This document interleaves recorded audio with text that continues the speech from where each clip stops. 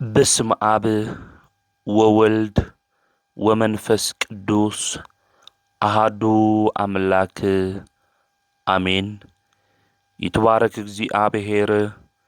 أملاك أبوينا لزاب صحانا اسكزاتي ساعات خدمو خلو لعلو خلو نابزا ساعات زي آزب صحنا ناي أبوتاتنا ناي قدوسان أملاخ ناتناون أملاك قدوس እግዚአብሔር سمو استخبرن زتمسجنن يخون أما أملاك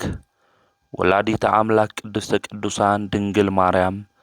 سلفتصوم الدنتا سلفتصوم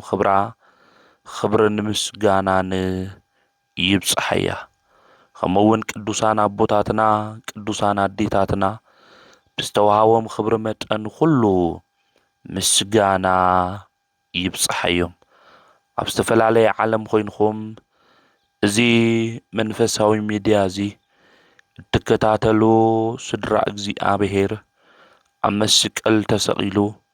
ፍጹም ዝኾነ ሰላሙ ብዝሃበና ብኢየሱስ ክርስቶስ ፍጹም ሰላም ከመይ ትጸንሑ ከመይ ትኾኑ ሰላም እግዚአብሔር ምስ ኩላትኩም ይኹን። እንኳዕ ንቤትና ንቅድስተ ቅዱሳን ንድንግል ማርያም በዓለ ዕረፍታ ዓመታዊ ክብረ በዓል ብሰላም አብጽሐኩም አብጽሐና። በኦርቶዶክሳዊት ተዋህዶ ቤተ ክርስቲያን ጥሪ እስራኤ ሓደይ ናይ እምቤትና ናይ ቅድስተ ቅዱሳን ናይ ድንግል ማርያም በዓለ ዕረፍታ ብድሙቕ ኣብ ኩለን ኣብያተ ክርስቲያን ይኽበር እዩ። ናብዛ ዓለት እዚኣ ኣምላኽና ቅዱስ እግዚአብሔር ዕድመን ጥዕናን ሂቡ ካብ እምቤትና ካብ ቅድስተ ቅዱሳን ካብ ድንግል ማርያም ካብ በረከታ ክንሳተፍ ስለ ዝገበረና ስሙ ዝተኸበረን ዝተመስገነን ይኹን። እዚ ትምህርቲ እዚ ናብ ኩሉ ምእንቲ ክበጽሕ ሼር ግበርዎ። እቲ ትምህርቲ ድማ ምስማዕ ክጅምሩ እንተለኹም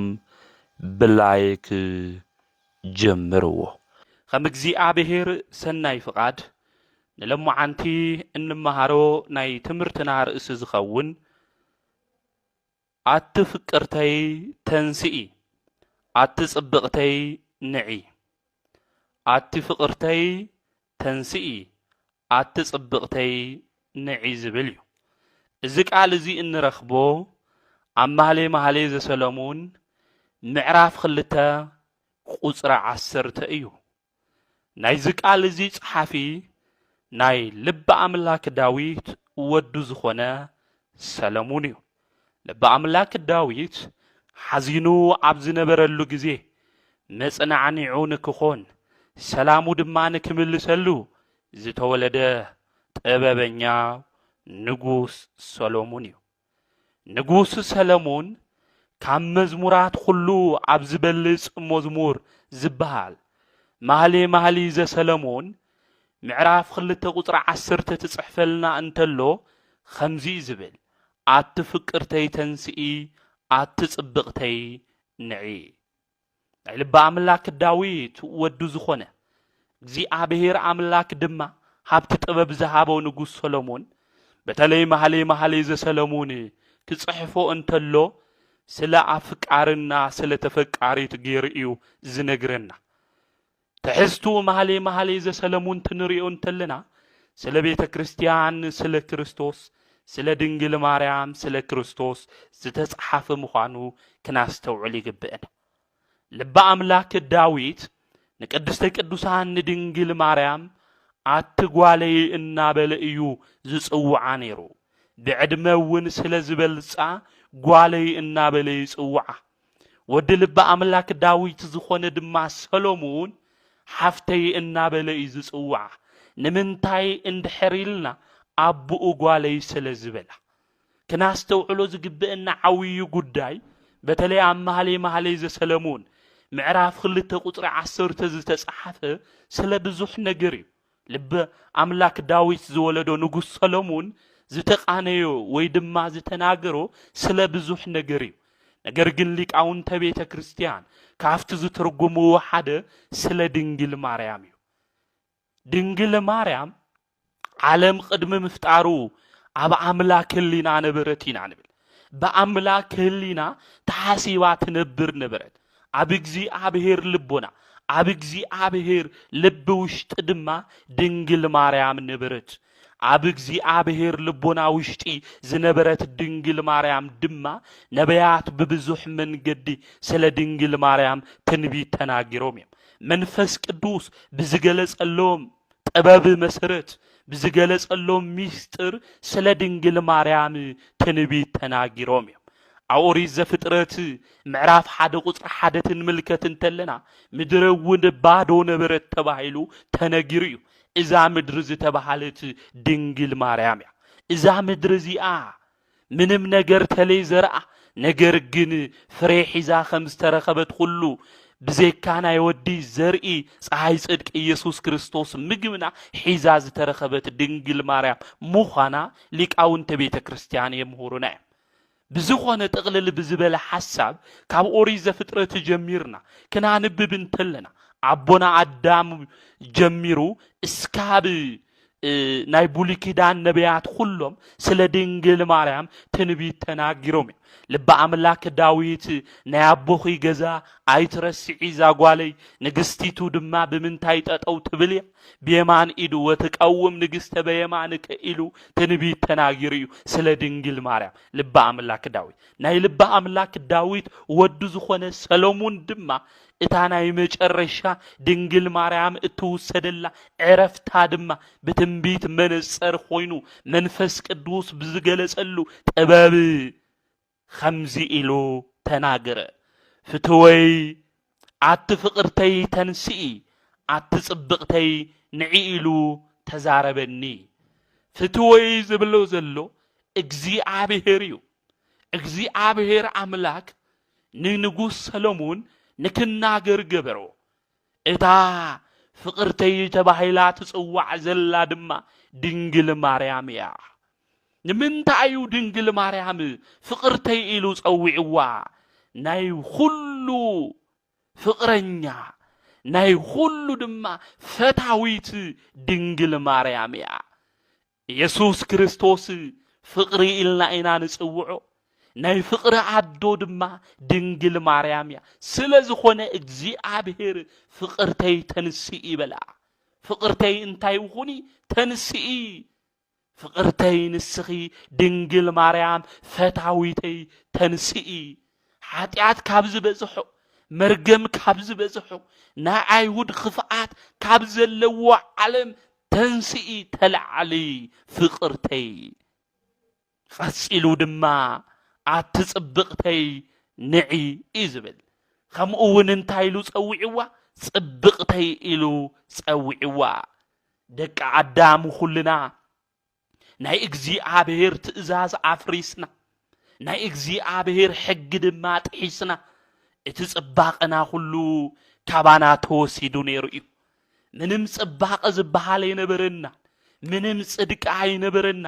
ሁሉና ድማ ናይ እግዚአብሔር ክብር ስለዝጎደለና ሁሉና ናይ ጽባቀ መልክዕ አይነበረና ናይ ጽባቀ መልክዕና ሁሉ ካባና ተወሲዱ ነይሩ በኃጢአትና ምክንያት እዚ ጽባቀና እዚ እትምልስ ምክንያት ድሂን መሳልል ኢልና እንጽውዓ ናይ ያዕቆብ ድማ መልክዕ ዝኾነት ድንግል ማርያም እያ ነዚ ጽብቕተ ኢሉ ዝጽውዓ ሁሉና ኃጢአት ሰሪዕና ናይ እግዚአብሔር ክብሪ ኣብ ዝጎደለና ግዜ ናይ እግዚአብሔር ክብሪ ዘይጎደላ ጽብቕት ዝነበረት አዶ ካብ ኃጢአተኛታት እኳ ተተወለደት ኃጢአት ናይ አዳም ካብ ዝነኽኦም ሃናና ኢያቄም ተተወለደት ንሳ ግን መርገመ ኃጢአት ዘይነኽዓ ጽብቕቲ እያ ናይ ያዕቆብ ድማ ጽባቐ ኢልና ኢና ድንግል ማርያም ንጽውዓ ኣብ ትንቢተ ሚልክያስ ምዕራፍ 1 ቁጥር 2 ተናንብብ እንተለና ኤሳው ጸላእኽዎ ያዕቆብ ድማ ፈተውኽዎ ይዝበል እግዚአብሔር ዘዳለው አምላክ ሆይነ አይሆነን ንኤሳው ዝጸልእ ንያዕቆብ ድማ ዝፈቱ ነገር ግን ክናስተውዕሎ ዝግብእና እግዚአብሔር ንያዕቆብ ፈተውኹ ዝበለ ንያዕቆብ ንጽህና ፈተውኹ ማለት እዩ ንያዕቆብ ስነ ምግባር ፈተውኹ ማለት እዩ ንያዕቆብ ጽቡቕ ነገር ፈተውኹ ማለት እዩ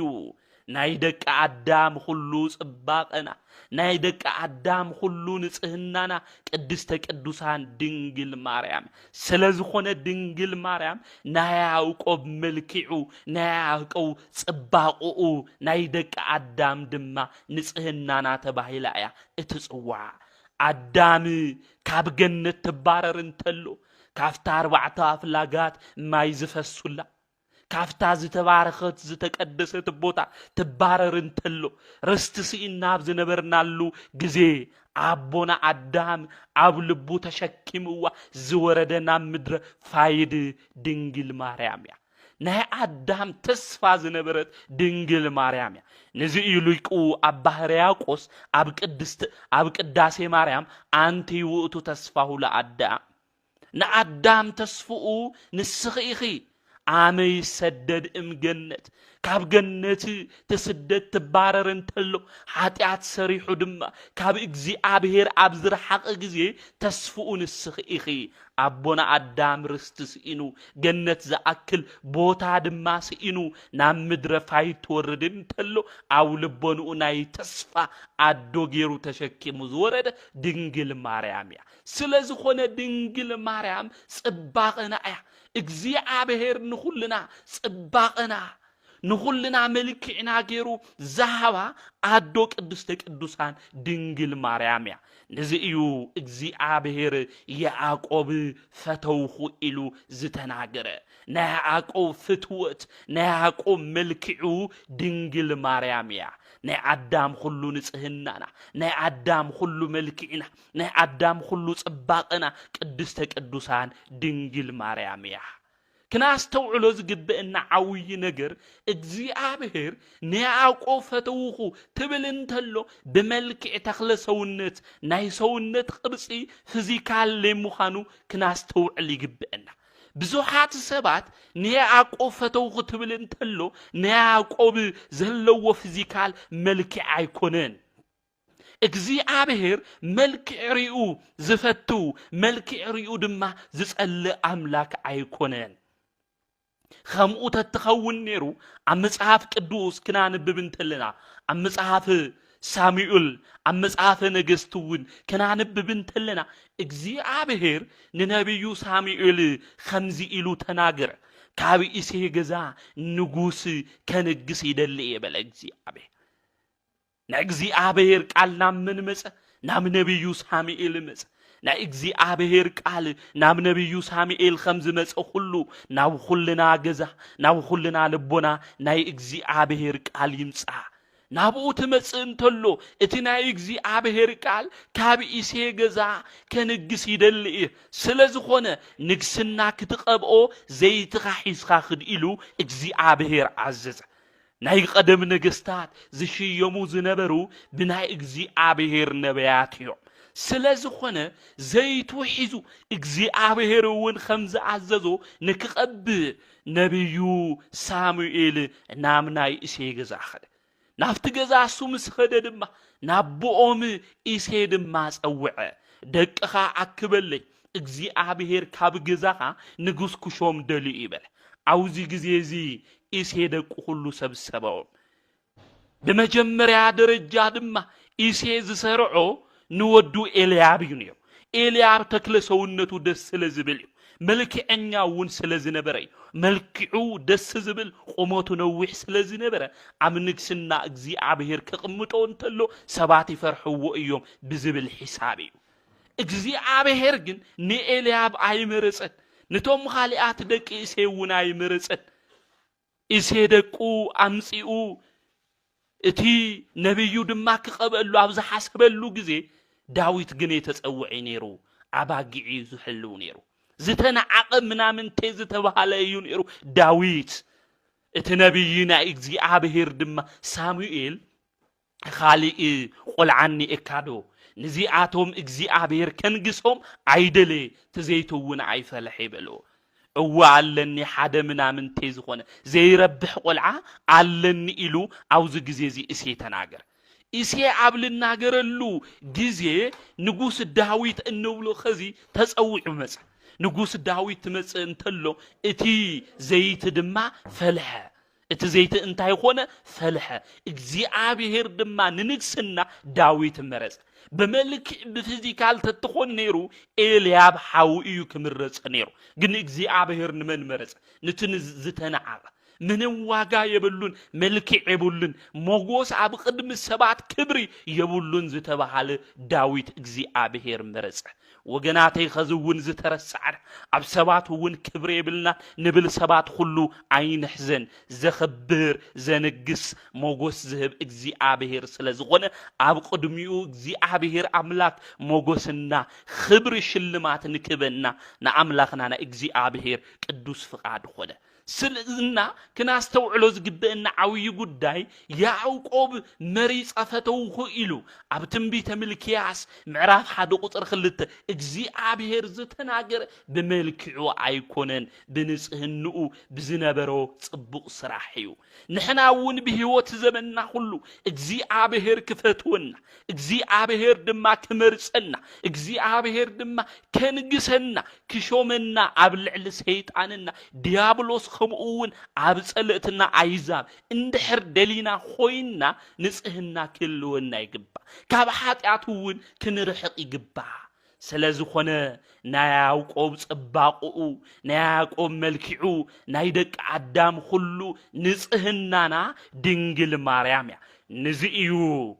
لب أملاك داويت زولدو نقوس سلمون أمهلي مهلي سلمون معراف عصر تكناجر انتلو أتفقرتي تنسئي أتصبقتي نعيزبل صبقتي إلو زصوع زلو ندنجل ماريام مخانو كنفلتو دما كنردو يجبئنا أتفقرتي انتايبله نعي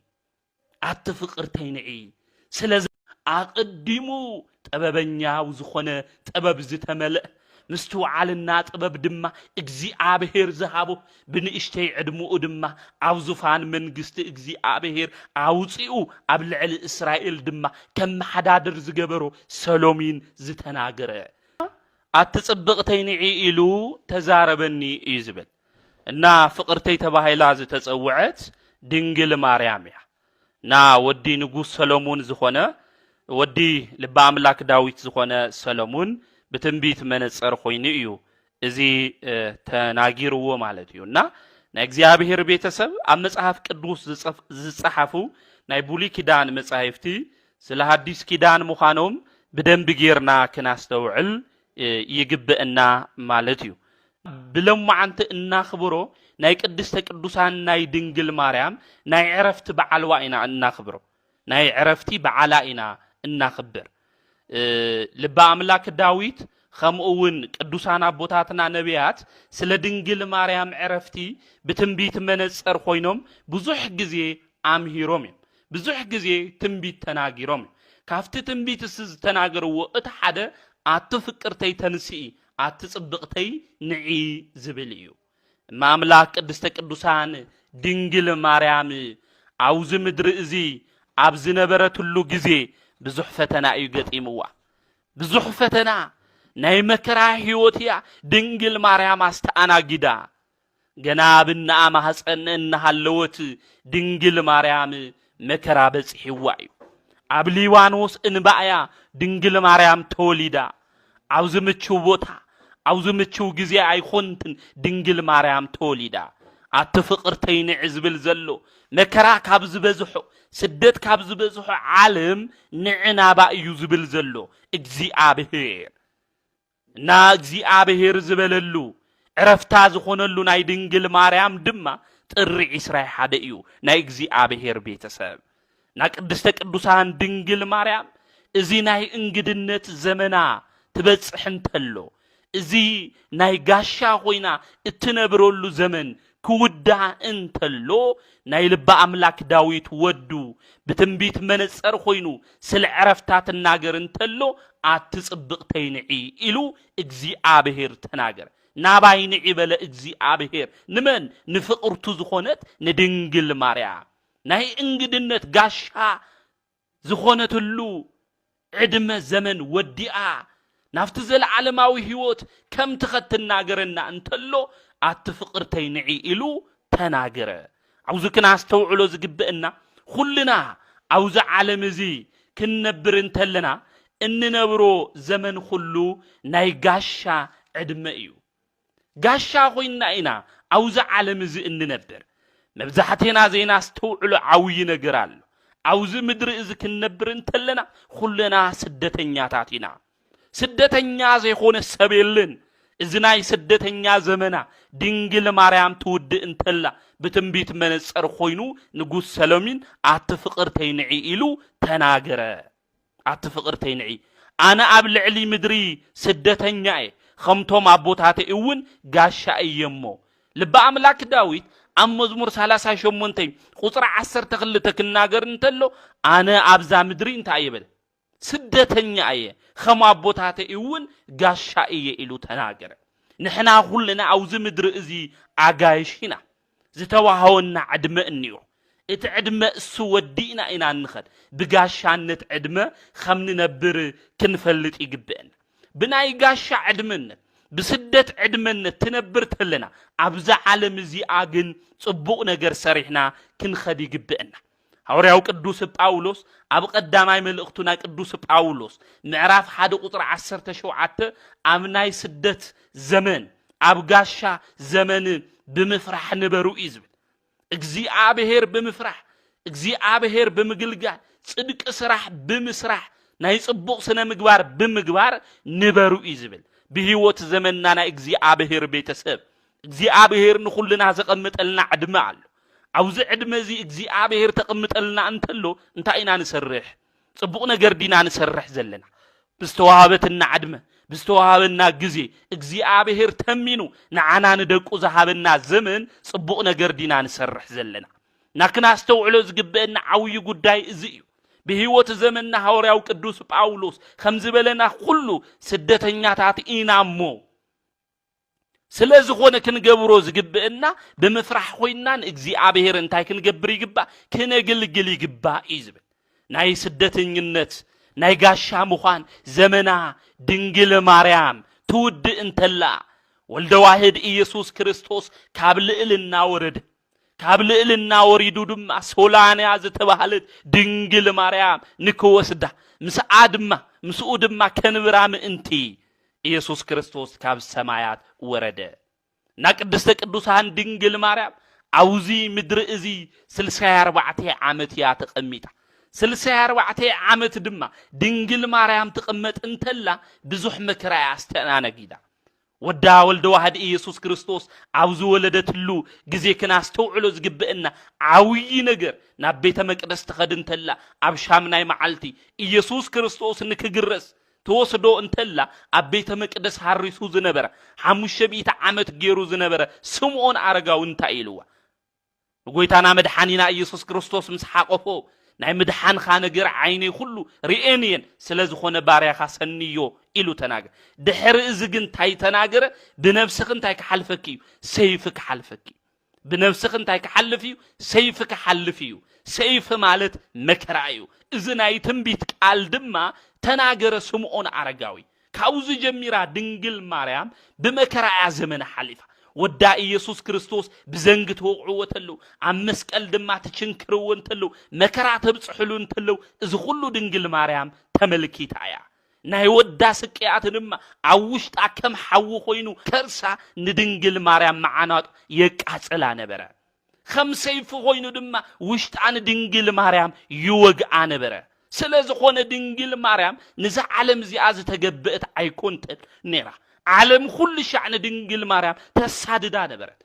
سيد عندما عبلعلي وشتي زوم عيهود النبلوم حديرو دما ندنجل مريم مكرا يبصح الله نبر تنبيت 5 تنجرو كله ديابلوس لدنجل مريم سألايو መጽሐፍ ቅዱስ ኦሪት ዘፍጥረት ምዕራፍ 3 ክናንብብ እንተለና ባባኻን ብሰቤትን ማእኸል ጽልኢ ክገብር እየተባሂሉ ተነጊሩ ስለዝኾነ ናይ ድንግል ማርያም ጸላኢ መን እዩ ተባሂሉ ዲያብሎስ ንዚዩ ንድንግል ማርያም ብዙሕ ፈተና ብዙሕ መከራ የብጽሐላ ዝነበረ ንዚ ትናገር እንተሎ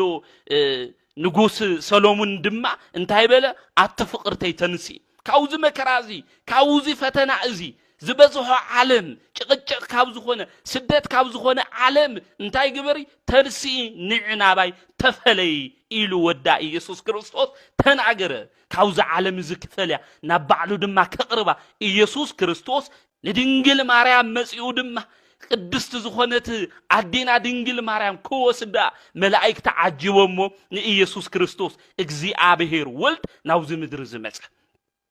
ንድንግል ማርያም ከወስዳ ምዃኑ ድማ ሐዋርያት አውዚ ጊዜ እዚ ተረድኡ ሐዋርያት ድማ በኸዩ ሓዘኑ ንምንታይ ተኸደና በሉ አውዚ ጊዜ እዚ ቅዱስ ጴጥሮስ እንታይሉ ተናገረ ንዓካ ብትወስደልና ንዓና ቅዲም ካውሰደና ምኽንያቱ አውዚ ምድር እዚ ዘለትና መጽናዕነዒትና ንሳ ድማ ክትወስዳ ይግብእካን ኢሉ ቅዱስ ጴጥሮስ ተናገረ አውዚ ጊዜ እዚ ጎይታና መድኃኒና ኢየሱስ ክርስቶስ ከወስዳማ ይግብእኒ ምኽንያቱ አነ ዘየዳሉ አምላኬ ሁሉ ሰብ ድማ ክሞትኒ እወ ኢለ ዝፈረድኹ አፍታናይ መጀመሪያ ጊዜና እዋን አነ እየ ስለዝኾነ ዝተናገርኽዎ ነገር ከዓጽፍ አይግብእኒ ስለዝኾነ አነ ኮሞይተ እየ ስለዝኾነ አደይ እውን እንታይ ክትኾን ይግባእ ክትሞት ይግባእ ኢሉ ኢየሱስ ክርስቶስ ፍርዱ ሁሉ ዝፈርድ በትክክለኛ ብርትዕ ምዃኑ አርዲእና ማለት እዩ እና ከናስተውዕሎ ዝግብእና ዓውይ ጉዳይ ቅዱስ ጴጥሮስ ብዙሕ ልመና ይለሚኑ አይትውሰዳ ንሐዋር ምሳና ሕያው ኮይና ትንበር ኢሉ ተናገሩ ክኾን ከምዘይ ክእል ግን እግዚአብሔር ተናገረ ደናግል ድማ ትበኽያን ተለዋ ድንግል ማርያም ረአየት ድሕሪ ኢየሱስ ክርስቶስ ደናግል ድንግል ማርያም ተኸቲለና ካብ አድማ እናተማሃራ ብዙሓት ደናግል ነበራ እዘን ደናግል እዚአን ድንግል ማርያም ካብአን ክትውሰድ ምዃና ምስ ፈለጣ እንታይ ኾና በኸያ ሓዘና አምሪረን በኸያ ንሰን ክበኽያን ተለዋ ግን ድንግል ማርያም እውን በኸየት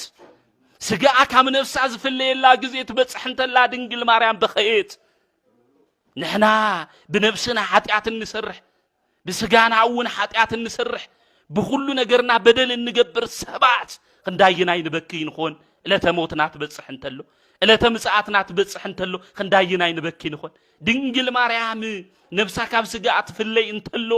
ሕያው ዝኾነት አዶ ድንግል ማርያም ክውሰድ ትብል እንተሎ ድንግል ማርያም በኸየት ደናግል ተመልኪታ ሐዋርያት ተመልኪታ ከምኡውን አርድእት ተመልኪታ አፍቲ ጊዜ እሱ ዝነበሩ ቅዱሳን ሪአ ድንግል ማርያም በኸየት ንምንታይ ተወስዳ ኢሎም ተናገሩ ነገር ግን ከወስዳ ይግብእኒ ይበለ እግዚአብሔር ወልድ መጽኡ ክትውሰድ ከምዘለዋና ሐዋርያት ነገሮም በሐዘን ውሽጥ ሆኑ መላእክት ግን ኣብ ሰማያት ኾይኖም የምስግኑ ነበረው በሰማያት ምስጋና ሆደ ምስጋናኦም ይፈላለይ እምበር ኣብ ምድርን ዝነበሩ ሰባት እውን አመስግኖም ማየም ለድንግል ማርያም እግዚአብሔር እውን ቃልዓት የሎም ከባኹም ተወስዳ እንተለኹ አይትሕዘኑ ዘለዓለም አነ ምሳኹም እየ ሁሉ ሻዕ ምሳኹም ከም ዝኾንኹ ሁሉ ድንግል ማርያም እውን ምሳኹም እያ አይዞኹም አይትፍርሑ አይትሕዘኑ ኢሉ እግዚአብሔር ወልድ ነቶም አፍቲ ዘመን እሱ ዝነበሩ ሐዋርያት እንታይ ገበሮም አጽናዕንዖም ማለት እዩ ና እግዚአብሔር ቤተሰብ ከናስተውዕሎ ዝግብእና ዓውይ ጉዳይ እዚ አፍቲ ጊዜ እሱ ሐዋርያት ከም ዝሓዘኑ መላእክት ቅዱሳን ግን ድንግል ማርያም ሰማይ ዝተባሃለት አማናዊት ከም ትመጽእ ተመልኪቶም ሪኦም ተሓጎሱ አውዚ ጊዜ እዚ ጎይታና መድኃና ኢየሱስ ክርስቶስ ንጴጥሮስ አፍቲ መሰዊኢ ቦታ ኸይድኻ ክዳንሎ ሰማያዊ አምጽእ ይበል ሸማ ዝኾነ ክዳን አሎ ስለዝኾነ አምጽእ ይበል ና መልአከ ሞት ትመጽእ እንተሎ ዘፍርሕ ዝነበሮ ግርማ ንድንግል ማርያም ከፍርሓ ከድንግጻ ከም ዘይብሉ ድማ ተናገረ አደ ሕይወት ድንግል ማርያም እትውሰደሉ ጊዜ በጽሐ ሕይወት ዝዕድል አቦ አምላክ ዝወለደት ድንግል ማርያም እትውሰደሉ ጊዜ በጽሐ መልአከ ሞት እውን መጽ ኃይሉ ድማ ደኸመ እትን ደቅ ሰባት ዘፍርሖ ዝነበረ ኃይሉ አፍታ ሰዓትሳ ንድንግል ማርያም ከፍርሓ አይኽአልን ከፍርሓ ከድንግጽ አይኽአልን ወግናቴ ስለዝኾነ አፍቲ ጊዜ እሱ ናይ ድንግል ማርያም ስጋዓ ካብ ነፍሳ ድማ ተፈለየ አደ ሕይወት ዝኾነት ንአልዓዛር ካብ ሙታን ዘልዕለ ኢየሱስ ክርስቶስ ዝወለደት ንመበለት ዘድሐና ለወለተ ኢያኢሮስ ዘድሐና ካብ ሞት ኢየሱስ ክርስቶስ አዶ ዝወለደት አደ ህይወት ድንግል ማርያም ሞተት ብለማዓንቲ ዕረፍታ እዩ ንዚ ሊቁ ትናገር እንተሎ ሞት ሰለመዋት ይደሉ ሞታ ለማርያም ያጽብ ለኩሉ ሞት ስለሞት ሰብ ይግቦዩ ና ማርያም ሞት ግን ይደንቅ ይገርም ይሉ ሊቁ ለተናገረ ለዚዩ ምክንያቱ አደ ህይወት ሃሜላ ተመውት አደ ህይወት ዝኾነት ቅድስተ ቅዱሳን ኸሜላ ያ ሞይታ ኢሉ ሊቁ ተገረመ ቅድስተ ቅዱሳን ድንግል ማርያም ግን ካብ ልዕልና ወሪዱ ወዳ ኢየሱስ ክርስቶስ መልአከ ሞት እውን ተዓዚዙ ስጋ ካብ ነፍሳ እንታይ ገበረ ፈለየ መልአከ ሞት ግን አውዝ ጊዜ እዚ ዘፍርሖ ዝነበረ ግርማ ሲኢኒ ለድንግል ማርያም እውን ከሽንፋ አይኸዓለን ዝግርማ ዝመፍርሕ ዝተባሃል ሰባትን ሞት እንተለና በድንጋጽ ኢና ና መልአከ ሞት ገጹ መልክዑት ንርኢ እንተለና ፈርሒና ኢና ሞት بدنجاز بسوق أب مكراينا ندنجل مريم جنز نجرزي خمسة دنجزع كنستوعل كنرد يجيب لنا مخنياتو عده يوتسلز خونه نصوص لازم موت دنجل مريم وون كتموت اللوا مريتي خامونا مريت كتملسي خا أنتوتو لقدام تناجرو أنتلو نسخان تأخا مريتي خا تمليس خادمونا من تكتعتي خا لا مريت كتعتي خا وتجبو استمريت نا دك عدام زخنا كله كم نموت كنرد يجيب أوزع عالم زي موت سب يلا خوينو جنا بسجانا تنموت انتلنا بنفسنا عنا بهلينا أنا كنموت هيجيب لنا عاوز زمان زي عوي نجر كناستو علوز جيب لنا بسجاموت ندك سبات كله زتعدلي مدحاني تنسو يسوع كريستوس هون مويتي نجر جنا هورا وكدوس أولوس تنجرنا انتلو ناتنساينا كله بخور إزمن ኢየሱስ ክርስቶስ ሞይቱ ትንብል እንተለና ንሕና ትንሳኤልና ናትንሳኤና በኹር ኮይኑ ኢየሱስ ክርስቶስ ተንሲ ስለ ድንግል ማርያም ዕረፍትትና ሐስብ እንተለና ብስጋን ሞቲና ነገር ግን ትንሲና እዚ ከና አስተውዕል ይግበን ነገር ግን በህሊናና እንድሕር ሞይትና ብነፍስና እንድሕር ሞይትና ኸመይ ዝበለ ትንሳኤ ዝጽበየና ትንሳኤና ትንሳኤ ዘለ ክብር ንክኾን ትንሳኤ ዘለ ሐሳር ምእንት ከይኸውን ክና አስተውዕሉ ዝግበእና ብነፍስና ክንሞት አይግበእና عاوز زمن زي بنفسه زي موت منيو حاتيات زي سرح منيو بدل زي جبر منيو وجناتي عاوز زمن زي كنا إجزي عبهير كبري كلنا قودي لنا بدل نجبرينا حاتيات نسرحنا أب حاتيات كل الشعن ملالس تنكل نجبر خفعات نجبر يوهنة يبلنا من كين نتي زلنا نحاونا صبقنا جرينا حسبن مجبارة الرفعات استبهل نهي صدق سرحين سرحين كلنا تفلينا عينا كاب صدق ملكنا كله تبلاشوي نازموت زي بنفسنا نايهلينا انا موتون كاين موت كنستوعلي جبنا كريستوس تنسيو كموتان بخرو خوي تنسي تنبل انتلنا نحنا ون بنفسنا بحاتيات وديقنا زلنا زموتنا سبات كله كافت زلنا يو حاتيات كن تنسي جبنا نعال عزار كاب مقابر صوعو زتنسى املاك خزون كاب زتفلالي بوتا كاب زموت بوتا كاب سرقوت بوتا كاب درفي بوتا كاب حاتيات خفات بوتا خزون اجزي ابهير يصوعنا نعو تنسو دقي بهليناكم يتموتوا بنفسكم يتموتوا بلنا اجزي ابهير مزحتنا جن بهلينا بنفس زموتنا وجناتي كنتنس يجبنا ناي دنجل مريم تنساي تنال علتلنا موتا عرفتا تنال علتلنا كنا استوسو زغبنا زي دنجل مريم مويتا ايا عرفتا ايو طرح يكوننا نملما دنجل مريم وانتاي خوينا تنسي اريغا نانا دنجل مريم عرفتا تنحسب انتلنا كنا استوعلو زغبنا زي بنفسنا كنموت يبلنا بسغانا موماتنا يدق عدام نخلنا كنموت يغبنا سغا زلبس كله يموت ነገር ግን خال اي موت كاين موت كنا استوعل يغبنا ويتانا مدحانينا ኢየሱስ ክርስቶስ እኮ አፍቲ ጊዜ እሱ መከራ ተቀበል እንተሎ ወልደ ኢየሩሳሌም እኮ በኸናሊን ኢትዮጵያ ወልደ ኢየሩሳሌም እኮ ይልውን ና ኢየሩሳሌም እነታቴ ትብኸያ ይትሕዘና ስለ በዓልኽን ብኸያ ይልውን ስለምን ብኸያ ስለ በዓልኽን ብኸያ ስለ በዓልኽን ሕዘና ስጋና ካብ ነፍስና ትፍለይ እንተሎ ብዙሕ كن حزن يبلنا اتخال اي موت لكين موتينا كن حزن زغبئنا اسكو وشطنا نملكت وغنات دنجل مريم سغا كامنو سات فلين تلو حزينا بخيا قدستي انسا نصيتيا ግን ስጋ ካምነሳ ስለዚህ ፍለይ ዘለ ድንግል ማርያም በኸይት ንሕናማ ብነፍስና ብስጋና በህሊናና ዝሞትና ሰባትማ ክንዳይናይን በኪ ክንዳይናይን ሐዘን ወገናተይ ስለ ኃጢአቱ ዝበኪ ትውልድኒ ይኹን ስለ በደሉ ስለ خفዓቱ ንእግዚአብሔር ብምሕዛኑ ንእግዚአብሔር ድማ ኃጢአት ሰሪሑ ኣብ ልዕሊኡ ካብ እግዚአብሔር ብምርሓቁ ዝሓዝን ዝበኪ ሰብኒ ይኸውን ናናይ ድንግል ማርያም ዕረፍታ ትንሓስብ እንተልና ንሕና እውን ብህሊናና ንሞት ዘለና ብነፍስና ዝሞት ዘለና ሰባት ክንትንስ ይግብአና ዕረፍቲ ነፍስ እውን ምእንቲ ክንረክብ ና ቅድስተ ቅዱሳን ድንግል ማርያም መልአከ ሞት መጺው ነፍሳ ካብ ስጋኣ ድማ ፈለየ ብደስ ዝብል ሰማያዊ ሸማ ዝኾነ ክዳን ድማ ንድንግል ማርያም ገነዝዋ አውዝ ጊዜ እዚ ሐዋርያት ተሸኪሞማ ናብ ጌታ ሰማኒ ከቀብሩዋ ድንግል ማርያም ተኸድን ተለው አይሁድ ብምንቀኝነት ተለዓሉ ብኽፍዓትነት ተለዓሉ እቶም ትማሊ አብና ማህፀንና ሃለ ዘሳደዱዋ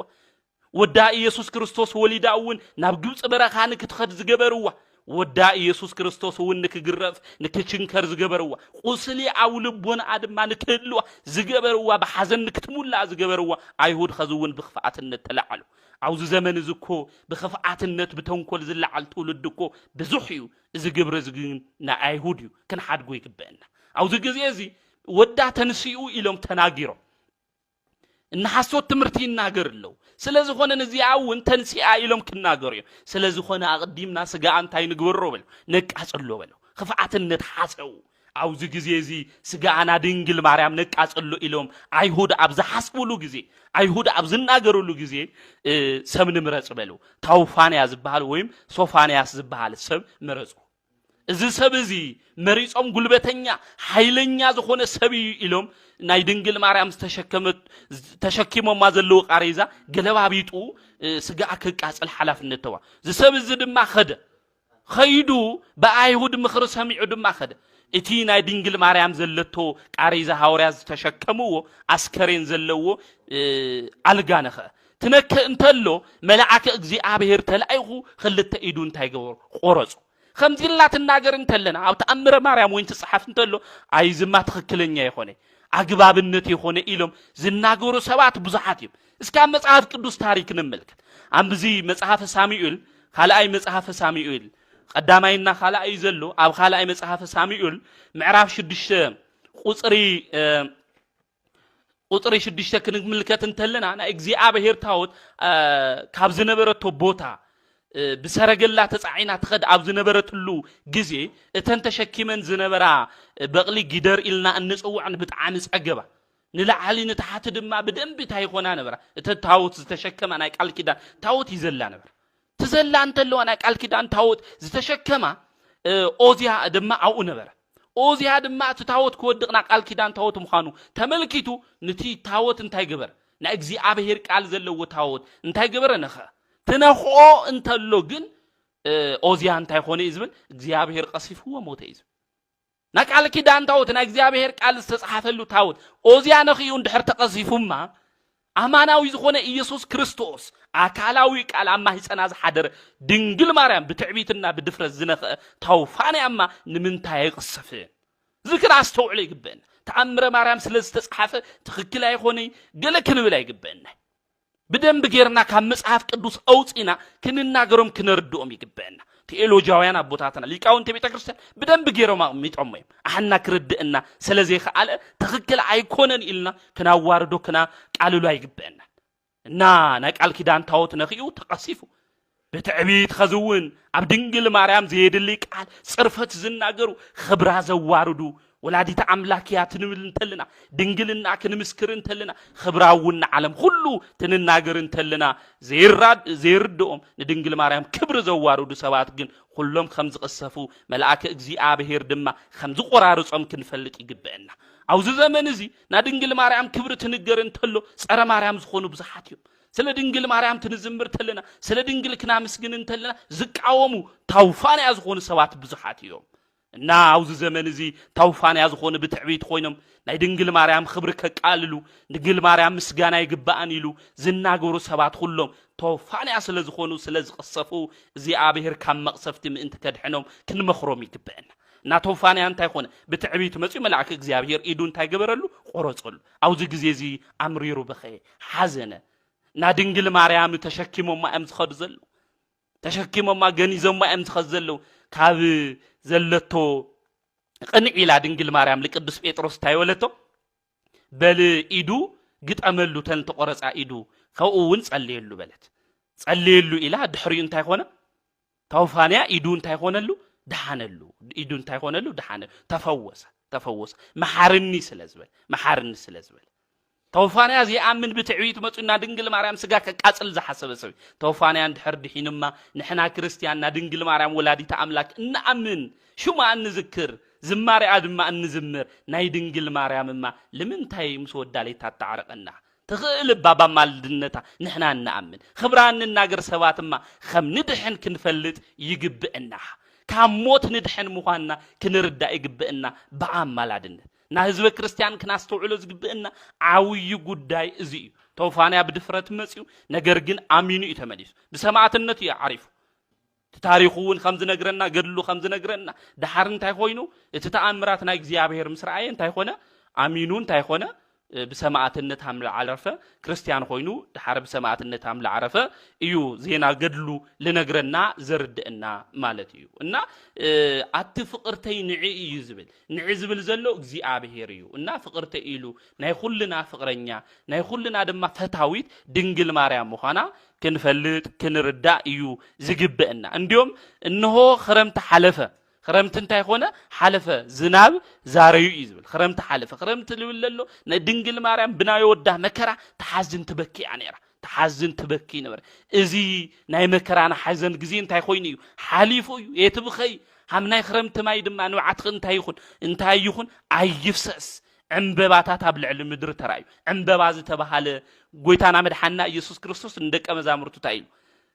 وانجيل نعالم كله انتي جورو سبخو يلو وانجيل زتبهاله عنببا قبل علم مدر تراي حواريات كلهم دم عم مدر تزريب وتسمع قالمو كيل عم مدر كله قالم انت هونه تسمع كويز لنا مصحفنا عنببا زخونه وانجيلو قالو ناي اغزيابير قبل علم مدري مرعايو እና ወንጌል ዝኾነና እግዚአብሔር ቃል ዝሰብኹ ደቀ መዛሙርቱ በዚህም ስለስሙ ድማ ይምስክርሉ ስለዝኾነ ይትሕዘን ይትብኸይ ፍቅርተይ ንዒ فقرتي انتي خوني نعي جزي مزمور بصحى يزبل ززمرلو زمسكنلو جزي بصحيو نسخ ولادي تاملاك تتبهللو املاك انو الولد اما املاك تتبهللو بصحيو سلازخونه ناي زماري جزي امبر ناي حزن جزي يتخون يخونه ايتحزن مغنياتو دنجل ماريام امريت تقمط انتلا قسلن يروا እቱ ቁስላ ድማ ብናይ ወዳ ዝበጽሑ መከራ አይሁድ ዝገበሩ ወኽፋትነት ውሽጣ ድንግል ማርያም ታይ ኮይና ነራ ቆሲላ ነራ ስለዝኾነ እዚ ቁስል ዝነነኽኡ ለድንግል ማርያም መከራ ያብጽሑላ ስለዝነበሩ አይትሕዘነ ይትብኸይ እዚ ግዜ እዚ እንታይ ኮይኑ ሓሊፉ ይኽረምት ሓሊፉ ናብ ኺያትክና ሓዘንክ ግዜ ሓሊፉ እዩ ዕንበባታት ኣብ ልዕሊ ምድሪ ተራእዮም ግዜ መዝሙር በጽሕ እዩ ወልደ ዋህድ ኢየሱስ ክርስቶስ ንዓና ብደሙ እንታይ ገይርና አድሒንና ኢሎም ክርስቲያኖች ዘመስግንሉ ግዜ ኸዚ እዩ مزمور جزي بس حيومو انتي تخوني اي تحزني اي تبخي مزمور جزي ايو سلازخون انتي بلا فتوي اتفقرتي تنسي اتطبقتي نعي نعي تنسي خم اون انتي خوني ناباي نعي عرفت خون يخون كاب مدراوي ኢየሩሳሌም ናብ ሰማያዊ ኢየሩሳሌም ካብ ግዝያዊ ድማ ናብ ዘለዓለማዊ እትኸደሉ ክወስደካ አነ እንታይ ኮይነየ ፍቅርተይ መጽኤ እየ በለስ ድማ እንታይ ሆነ ጎብጎበ ተኽሊ ወይና ዓምቢቡስ መዓዘኡ ይህብ አሎ አተ ፍቅርተይ ተስኢ ጽብቅተይ ውን ንዒ ይዝብል ጽብቅተይ ውን ንዒ እና እዚ ስለ ድንግል ማርያም ዕረፍቲ ዝተነገረ ምዃኑ ክናስተውዕሎ ይግብአና نا دنجل مريم عرفتها تخونتلو دنجل مريم صنستها تخونتلو دنجل مريم عرفتها تخونتلو كريستيان أرثوذكس توحدون زمرين لمن دايهم تزمروا اندحر تواهلو عم مزمور داويت كنا نببنتلنا صادق عند سيبلهم قناعات زخون سبات دما مسغانا يغبؤهم يزب قناعات نزخونو انت يغبؤهم مسغانا يغبؤهم دنجل مريم قناعات ካብ ዝበሃሉ ሰባት ሁሉ ዝበለጸት ቅንዕትያ ስለዝኾነ ድንግል ማርያም ምስጋና ይግባይ በተለይ አቡሊ ኪዳን تنستوعل انتلناكو ملاك እግዚአብሔር ትግለጽ ተሎ ብሉይ ኪዳን ሆነ ሐዲስ ኪዳን ምስጋና ይግበእ ካዩ እናበሉ ዘበሰረው ሓደ ቅዱስ አቡ የለ مسجانا يجبك لابدنجل مريم تمسن تلوجن ملاكو قدوس جبريل تايلو مسجانا يجبك عدو እግዚአብሔር ማይጸን ሁሉውን ዝተባረኸ እዩ ምልእተ ጸጋ ኢሉ ድንግል ማርያም ናመስግና አብሲር ቅዱስ ገብርኤል ከምዘብ ሰራ ሁሉ ንቁንዓት ሰባት ድማ ምስጋና ይግቦም ልበ አምላክ ከምዝበለ ሁሉ ንሕና ድንግል ማርያም ከነምስግና ይግብእና እዩ አብ ዕረፍታው ጊዜ ድማ እንታይ ነበልና ክንዝምር ይግብእና او اتفقرتي تسي صبقتي نعي الى እግዚአብሔር خمز صوع كله فقرتو زخونت صبقتو زخونت ونودق سبات كله صبقنا زخونت نصهنانا زخونت ድንግል ማርያም كنزمرላ خمؤون كنامسغنا يغبئنا خمؤون ጥሪ እስራኤል ሓደይ አስተርእዮ ማርያም እናበልና ንጽውዖ ኢና እትበዓል ምንታይና አስተርእዮ ማርያም نبلو زبل حتو حدا وغنات نحتتنا استريو مالت مرعاي مغلاص مالت يو قويتانا مدحانيتنان ኢየሱስ ክርስቶስ ብዝኣተወ ቃል ኪዳን መሰረት ብስጋ ዝተገለጸሉ ወይ ከዓ ዝተረኣየሉ ሓድነቱ ሰለስትነቱ ዝተገለጸሉ ወቅት በመዃኑ ካብ ልደት በዓል ጀሚሩ እስካብ ጥሪ መወዳእታ ዘመና አስተርእዮ ብምባል ይፍለጥ ናይ እምቤትና ናይ ቅድስተ ቅዱሳን ናይ ድንግል ማርያም በዓለ ዕረፍታ ድማ ብዘመና አስተርእዮ ውሽጢ ስለ ዝኽበር አስተርእዮ ማርያም ተባሂሉ እዩ እዚ በዓል እዚ ብድምቀት ኣብ ኩለን ቤተ ክርስቲያን እዩ ወገናተይ ዝኽበር ናይ እምቤትና ናይ ቅድስተ ቅዱሳን ናይ ድንግል ማርያም ሞታ ዕረፍታ ጥራሕ ይኾናን ኣብዚ በዓል እዚ እናኽብሮ ካብ እምቤትና ካብ ቅድስተ ቅዱሳን ካብ ድንግል ማርያም አምላኽና ቅዱስ እግዚአብሔር በረከት ንክበና ናይ ረድኤት ናይ አማላድነት ድማ ምሳና ንክኾን ንእግዚአብሔር እንምሕፀነሉ ዕለት ምዃኑ ክንፈልጥ ክንርዳእ ይግብአና ሞታ ለማርያም ያጽብሎ ኩሉ ናይ ማርያም ሞትስ ካብ ኩሉ እንታይ ይኾን ይገርም እዩ ወገናተይ ዘድንቅ እዩ ናይ ማርያም ሞት ንመዋቲ ንሰው ሁሉ ይግብኦ እዩ ሞትሰ ለመዋቲ ይደሉ ሞታ ለማርያም ያጽብሎ ኩሉ ኢሉ ሊቁ ቅዱስ ያሬድ ብዘድንቅ መልክዑ ናይ ድንግል ማርያም ሞት ብኸምዚ መንገዲ እዩ ገሊጽዎ አደ ህይወት خميلات موت تنساين هيوتن أنا إيزبل قويتا زولدت خميلات موت نسو خلو موت زقبايو ناي ماريام موت جن نخلو يدنق يلو ليقو بمدن داق زمرو نزئيو سلازي نايم بيتنا ناك قدوسان دنجل ماريام بعال إرفتا كنخبرن تلنا إنا دنقنا عدو قويتا خميلة تعرف نهيوت عدو زولدت خميلة عريفة نابلنا إنا دنقنا نازمرنا زبعال زي كنا خبرو يقبئنا سعالي لنا كدست نابلنا نعدينا كدست كدوسات دنجل ماريام كنا لمنا يقبئنا نيحات آن بخياتن حزنن رئيخي سلناتهم دحنت مدحان عرفتخي بحاقوس استقبلخي أوم بيتنا حوريات بسواعيت سايخن مرعاي بقيعوم يوم نحنا دما بعال عرفتخي أخبيرنا ودخب زهابكي قال كيدان بيمانوت أطعون كنبل لمن لنا نابلنا إذا بعال زي كنخبرو إيو زقبئنا نايم بيتنا نايك قدست قدوسان ناي دنجل ماريام بركتا رديئتا أمالادنتا مسخولنا حزب كريستيان يخون بمبيتاچن بعدنا قدست قدوسان بدنجل ماريام ቃል ኪዳን ድማ አምላኽና ቅዱስ እግዚአብሔር ነገራትና ሁሉ ንከስተኻኽለልና ቤትና ንቅድስተ ቅዱሳን ንድንግል ማርያም ዝሃባ ቃል ኪዳን እንታይ እዩ ክንብል እንተለና እምቤትና ቅድስተ ቅዱሳን ድንግል ማርያም ንወዳን ኢየሱስ ክርስቶስ ለሚናቶ እያ ብሽሞይ ጸዊዖም ንዝለምኑኻ ሁሎም ዝልምንዎ ነገር ሁሉ ሃቦም ለመነኦም ተቀበል ኣብ መከራ ውሽጢ ኮይኖም ሽሞይ ንዝጸውዑ ንዝልምኑኻ ካብ መከራ ሁሉ አድሕኖም ብሰማይ ብምድሪ ስራሕኻ ሁሉ ልክዕ ዝኾነ ካሊ ዝኾንኻ ዝኽረይ ንዝገብሩ ሁሎም ባርኮም መስዋዕቲ ሒዞም ንዝመጹ ሁሉ ድማ መስዋዕቶም ተቀበል ኢላ ቤትና ቅድስተ ቅዱሳን ድንግል ማርያም ጸልያያ ወዳ መድኃኒት ንሱ ኢየሱስ ክርስቶስ ድማ ዝለመንኽዮ ሁሉ ክገብረልኽ እየ ደስ ይበልኺ ኢሉ ጸጋ ድማ ካብ እግዚአብሔር አብ ካብ እግዚአብሔር መንፈስ ቅዱስ ከም ዝተወሃባ ነጊርዋ እዩ ሽምኹ ጸዊዑ ዝልምን ሁሉ ብዝዓለም እዚ ብዝመጽእ ዓለም ከም ዘይጠፍእ ነጊርዋ ኢልም ቤትና ንቅድስተ ቅዱሳን ንድንግል ማርያም ስለዚ ባዴና ብቅድስተ ቅዱሳን ጸሎት ካብ ሁሉ ክፉእ ነገር ሁሉ አምላኽና ቅዱስ እግዚአብሔር ይሐልወና ነገራትና ሁሉ ስራሕትና ሁሉ ቤትና ቅድስተ ቅዱሳን ድንግል ማርያም ታስተኻኽለልና ከምኡውን ብለሙዓንቲ መጽሐፈ ስንክሳር ክናነብብ እንተለና ጥሪ 21 ናይ ሮማ ንጉስ ዝነበረ ዘይኑ ዝበሃል ዝኸበረት ጓሉ ኢላርያ ዝዓረፈትሉ ዕለት ምዃኑ መጽሐፈ ስንክሳር ይነግረና እዩ ናይዛ ቅድስት እዚኣ ኣቦኣ እግዚአብሔር ዝፈቱ እዩ ሃይማኖቱ ድማ ዝቐንዐ ንጉስ እዩ እዛ ኢላርያ ትበሃል ቅድስት ድማ ብእግዚአብሔር ሕግና ስርዓት ተማሂራ ዝዓበየት እያ ስለዚ ናይ ምንኩስና ልብሲ ድማ ክትኽደን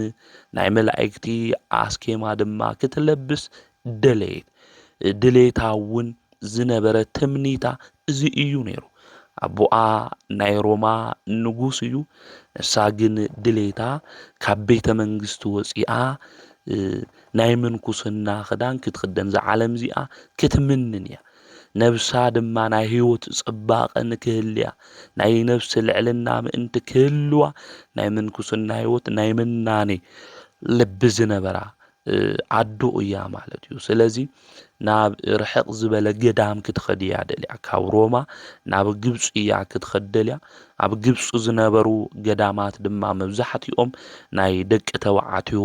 ገዳማት እዮም ነገር ግን ክዳና ቀይራ ናይ ወዲ ክዳን ተኸዲና ናብ ግብጽ ዓዲ ኸይዳ እያ ናብ ገዳም አስቄጥስ ድማ በጽሐት ኣብኡ ምስ በጽሐት አባ ባውሚን ዝበሃል ፍጹም ሽማግለ ጻዲቅ ሰብ ድማ ረኸበት ሓሳባ ሁሉ ነገረቶ ንሳ ሰበይቲ ከም ዝኾነት እውን ነገረቶ ኣብዚ ግዜ እዚ ሚስጥራ ሁሉ ሓቢኡ ሰዊሩ ንበይና ኣብ በዓቲ ውሽጢ ንክትኣቱ ድማ ገበራ ይጉንያ ድማ ነበራ ክትሰርሖ ዝግባኣ ስራሕ ሁሉ ድማ እዚ ጻዲቅ አቦ የምህራ ነበራ 12 ዓመት ድማ ነበረት ጽሕሚ ድማ ወይ ከዓ ጭሕሚ ስለ ዘይነበራ ድማ ዞም አረጋውያን መነኮሳት ጀንደርባው እያ ትመስሎም ነይራ ብወዲ ሹም ድማ ትጽዋዕ ነበረት አባ ኢላሪዮን ተባሂላ ትጽዋዕ ነበረት ካብ አቦኣ ድማ ኣብቲ ግዜ እሱ ክልተ እዩ ወሊዱ ክልቲአን ደቂ ኣንስትዮ እያ ነይረን እዚኣ መኒና ናብ ገዳም ኣትዋንያ እታ ልቐሬት ሓፍታ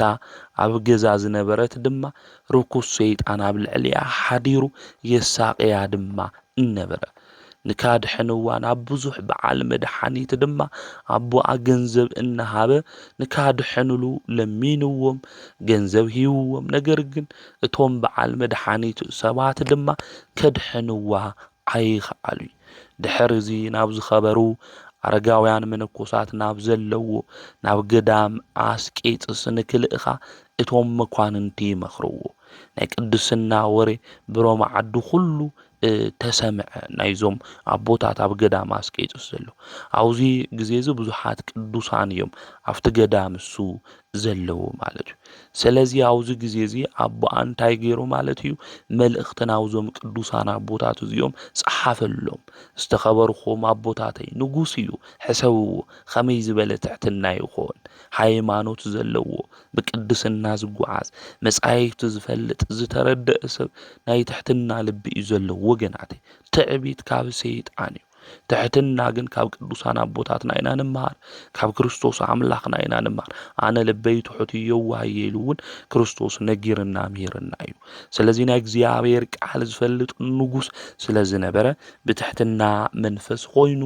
ደብዳቤ ናብዞም ኣቦታት እዚኦም ጽሒፉ ኦ ዝተኸበርኩም ኣቦታተይ ዝበጽሐኒ ሓዘን ከርድኦኩም እግዚአብሔር ክልተ ደቂ ኣንስትዮ ሂብኒ ነይሩ እታ ሓቲ ካብ ዓለም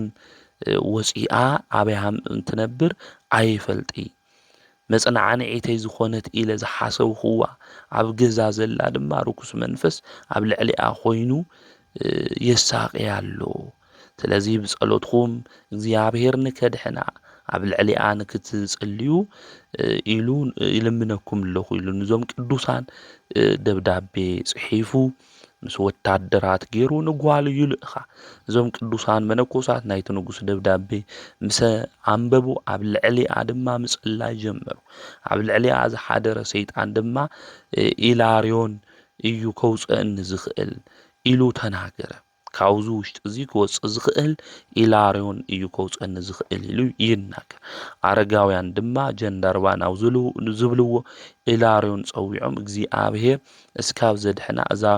ጓል ንጉስ ወሲድኻ ኣብ ልዕሊኣ ጸሊ በልዎ ቅድስት ኢላርያ ኣነ በደለኛ ሰብ እየ እዚ ጭንቂ ዝኾነ ስራሕ ምስራሕ ኣይኽእሊ ኢላ ተናገረት ኣብዚ ግዜ እዚ ኣገደድዋ ናብ በዓቲ ወሲዳ ኣብ ልዕሊኣ ጸለየት እታ ኣብ ልዕሊኣ ዝነበረ ሰይጣን ካብ ልዕሊኣ እንታይ ኮይኑ ማለት እዩ ርሒቑ ኸደ ድሒና እቲ ርኩስ መንፈስ ድማ ካብ ልዕሊኣ ወፅአ ኣቦታት ቅዱሳን ከምዚ እዮም ወገናተይ ዝበቁዑ እዮም ሰይጣን ሓይሉ ኩሉ ዝድምስሱ እዮም ናይ ቅዱስ ጸሎት ብስርሓ ዓውይ ነገር ትሰርሕ እያ ናይ ጻዲቅ ናይ ቅዱሳን ጸሎት ማለት እዩ ስለዚ ቅድስት ኢላርያ እውን ሓፍታ ከም ዝኾነት ፈሊጣ እያ ነገር ሓቂፋ ስዒማታ ናፍቆት እውን እኒአዋ ስለዚ ስለ ፍቅራ ደሞ ተመልከታ ትሪኣ ተላ ድማ ተሓዝን ትበኪ ልዕሊ 12 ዓመት እውን ካብ ገዛ ረሒቃ ብምናኔ ስለ ዘላ እታ ሓሚማ ዝመፀት ርኩስ መንፈስ ኣብ ልዕሊኣ ዝነበረ ዝወፅእ ሓፍታ ግን የፈለጠት ማለት ድሕሪ እዚ ናብ ዝኸበሩ ኣቦታት ኣብፅሐታ ኖ ብጸሎትኩም እግዚአብሔር ኣድሒንዋ ናብ ኣቦኣ ድማ መልስዋ በለት ከመይ ዝበለ ትሕትና እዩ ንሕና ተንኾን ከምዚ ዶ ንገብር ነርና ወገናተይ ብጸሎትኩም እግዚአብሔር እንታይ ገይሩ ምሒርዋ ንሳ ጸልያ ንሳ ድማ ብዝገበረቶ ጸሎት እግዚአብሔር ሰሚዕዋ እዩ ኣብዚ ግዜ እዚ ኣድሒና ነገር ግን ኣቦታተይ ብናትኩም ጸሎት ኢላ ተናገረት ፍጹም ዝኾነ ትሕትና እዩ ቅዱሳን ዘለዎም ስለዚ ብጣዕሚ ደስ ኢልዎም ናብ ኣቦኣ ድማ መለስዋ ንእግዚአብሔር ድማ ምስጋና ኣቅረቡ ናይ ሮማ ዓዲ ንጉስ ዝነበረ ኣቦኣ ማለት እዩ ነዚኣ እውን እዛ ቆልዓ እዚኣ ድሒና ናብ ኣቦኣ ምስ ኸደት ስለምድሓና ነገረቶ ኣቦኣ እውን ብጣዕሚ ደስ በሎ ናይ ቤተ መንግስቲ ሰባት እውን ኩሎም ደስ ኢልዎም እግዚአብሔር ኣመስገኑ ኣቦኣ ብገዳም ዝነብሩ ቅዱሳን ኣነባብሮኦም ሃመ ኢሉ ክሓታ እንተሎ ከምዚ ኢላ ተናገረት እቲ ዘድሐነን ኣባ ኢላርዮን ዝበሃል ኣቦ ኣብዚሑ እዩ ዝፈትወኒ ሓቂፉ ድማ ስዒምኒ ኢላ ትናገር እቲ ንጉስ ልቡ ብጣዕሚ ተሃወከ ከመይ ገይሩ መነኩሴ ክስዕም ይኽእል ኢሉ ይናገር ማለት እዩ ጓሉ ምዃና የፈለጠይ እታ ዝጠፍአት ጓሉ ኣብዚ ግዜ እዚ ኣብ ልዕለይ እውን ንክጽሊ ዓደይ እውን ንክባርከለይ ጓለይ እውን ስለ ዘድሐና ኣባ ኢላርዮን ናባይ ንክትልእኽዎ ዝብል ደብዳቤ ጽሒፉ ናፍቶም ቅዱሳን አረጋውያን ይልእኽ ማለት እዩ እቶም አረጋውያን ቅዱሳን ድማ ቅዱስ ኢላርያ ፀዊዖም ናብ ንጉስ ክትኸዲ ኢኺሎም ይነግርዋ ይእዝዝዋ ንሳ ድማ ግደፉን ክኸዲ ይብል ኢላ በኺያ ናብ ቦታት እኳ እንተለመነቶም ንሳቶም ግን ክሰምዑዋ ይኽኣሉ እዚ ንጉስ እዚ ክርስቲያን እዩ ከምኡ እውን ጻዲቅ ቅዱሳት መጻሕፍት እውን ከምዚ ዝና ትእዛዙ ክንመሓላለፍ ኣይግብእናይ ስለዚ ኢሎም ያግድድዋ እሞ ይልእኽዋ ናፍቲ ንጉስ ምስ በጽሐት እቲ ንጉስ ናይ ቤተ መንግስቲ ሰብኣት ሁሉ ብኽብሪ ተቐቢሉ ተሰዓዒሞም ድሕሪ እቲ ንጉስ እታ ንግስቲ ንበይኖም ኮይኖም ናብ ውሽጢ ናብ ኣዳራሽ እትይዎም ይሓትዎ ማለት እዩ ጓለይ ከመይ ኢልካ ስዒምካያ ኣነ ከዚ ብውሽጠይ ተሃዊኸ ዘለኹ መነኩሴ ሰበይቲ ክስዕም ኣይግብኦ ኢሉ ይነግሮ እቲ ነገር እስኪ ግለጽለይ ኢሉ ይናገሮ ዝኸበረት ኢላርያ ከምዚ ኢላ ተናገረት ኣብ ገዳም አስቄጥስ ንከይኸድ ክትኽልኽልኩኒ የውልኹም ኩሉ ነገር ክነግረኩም እየ ኣብ ዝኸበረ ወንጌል ኣምጺኹም መሓሉለይ ትብሎ ኣብዚ ግዜ እዚ ዝኸበረ ወንጌል ኣምጺኦም ይምሕሉ ኣብዚ ግዜ እዚ ጓሎም ኢላርያ ምዃና ትነግሮም ከምኡ እውን ክዳና ኣውፂኣ ናይ ወዲ ክዳን እያ ተኸዲና ነይራ ኣውፂኣ ኣካላ ኩሉ ምሳርኤቶም ጓሎም ምዃኖም ፈሊጦም ኣብዚ ግዜ እዚ ብዓብዪ ብኽያት በኺዮም ሓቂፎም ድማ ሰዓምዋ ዝጠፍአት ጓሎም እያ ኣበይ ሃምለላ ዘይፈልጥዋ ኣብዚ ግዜ እዚ ዓይን ገድፈኪ ክትኸድውን ትኽእሊ ምስ በልዋ ኣብዚ ኸበረ ወንጌል ምሒልኩም ኢኹም እቲ ዝመሓልኩሞ መሓላ ዘክሩ ትብሎም ማለት እዩ 40 መዓልቲ ምስኦም ተቐሚጣ ድሕሪ 40 መዓልቲ ግን ናብ ቦታኣ ናብ በዓታ ድማ ኸይዳ እያ ማለት እዩ ድሕሪ እዚ ኣብ ገዳም አስቄጥስ ንዝነበሩ ቅዱሳን ዝኸበሩ ኣረጋውያን መነኮሳት ድሌቶም ሁሉ ንክገብሩ ግብሩ ሁሉ ድማ ኣብ ምድሪ ግብጽ ለሎ ንዖም ንክኾን እዚ ንጉስ ዘይኑዚ ኣዚዙ እዩ ማለት እዩ ኣብዚ ግዜ እዚ ኣብቲ ገዳም እሱ ብዙሓት መነኮሳት እዮም ነይሮም ባባ መቃርስ ገዳም እውን ብዙሓት መነኮሳት ነይሮም ኣባ ዮሐንስ ገዳም እውን ብዙሓት መነኮሳት ነይሮም እዮም ነዚኦም ንኹሎም ኣባ መቃርስ ገዳም ንዘለው 400 መነኮሳት ገዛ ንክሰርሐሎም ኣባ ዮሐንስ ለሎ 700 ኣባ ሙሴ ገዳም ድማ 300 ገዛ ንክሰርሐሎም እዚ ንጉስ እዚ ገይሩ እዩ እስካብ ተዓርፍ እዛ ኣዶ እዚኣ ቅድስት ኢላርያ እዞም ኣቦታት እዚኦም ጓል ኣንስተይቲ ምዃና የፈልጡ ነይሮም ማለት እዩ ቅድሚ ዕረፍታ ማለት እዩ ምስ ዓረፈት ግን ፈሊጦማ እዮም ማለት እዩ እና ብሃም ዝበለ ተጋድሎ ናይ ነፍሲ ንጽህና ናይ ነፍሲ ልዕልና ዝነበራ ቅድስት ኢላርያ ብለምዓንቲ ጥሪ 21 ማለት እዩ በዓለ ዕረፍታ ምዃኑ መጽሓፈ ስንክሳር ይነግረና እዩ ማለት እዩ እና ንእግዚአብሔር ምስጋና ይኹን ንዓና እውን ብዛ ቅድስት እዚኣ ጸሎት ይምሓረና በረከታ ምስ ኩልና ህዝበ ክርስቲያን ንዘለዓለም ይንበር ከምኡ እውን ሊቁ ቅዱስ ጎርጎርዮስ ዘኑሲስ ናይ በዓለ ዕረፍቱ መዘከርታ ምዃኑ መጽሓፈ ስንክሳር ይነግረና እዩ ማለት እዩ ናይ ቅዱስ ባሲልዮስ ኤጲስቆጶስ ማለት እዩ ናዩ ሓው እዩ ደሞዓንቲ ናይ በዓለ ዕረፍቱ ዝኽሪ ምዃኑ መጽሓፈ ስንክሳር ይነግረና ጳውሎስና ቀሲስ ሲላስ ዝበሃሉ ኣብቲ መናፍቅ ንጉስ መርቅያን ዘመን ዝነበሩ መኮንኑ ጳውሎስና ቀሲስ ሲላስ እውን ምስክር ኮይኖም ብለምዓንቲ ዝዓረፉሉ እዩ ብቤትና ብቅድስተ ቅዱሳን ድንግል ማርያም በዓለ ዕረፍታ ብለምዓንቲ ጥሪ 21 ዝዓረፉ ቅዱሳን እዮም ቤትና ቅድስተ ቅዱሳን ድንግል ማርያም ብዝዕለት እዚ ንነብዩ ኤርምያስ ከምኡ እውን ቀውስጦስ ዮሐንስ ኣባ እስክንድር ምስ መጥምቁ ቅዱስ ዮሐንስ ኮይና ኣብ ደብረ መሃው ዝተገለጸትሉ ናይ መዘከርታ ዕለት ምዃኑ እውን መጽሓፈ ስንክሳር ይነግረና እዩ እግዚአብሔር ምስጋና ይኹን ንዓና እውን ብዞም ቅዱሳን እዚኦም ጸሎት ይምሓረና ንዘለዓለሙ አሜን አምላክና ቅዱስ እግዚአብሔር እስካብ ከዚ ሰዓት ስለ ዘምሃረና ስለ ዘገሰጸና ስሙ ዝተኸበረን ዝተመስገነን ይኹን ወስብሐት ለእግዚአብሔር ወወላዲቱ ድንግል ወለመስቀሉ ክቡር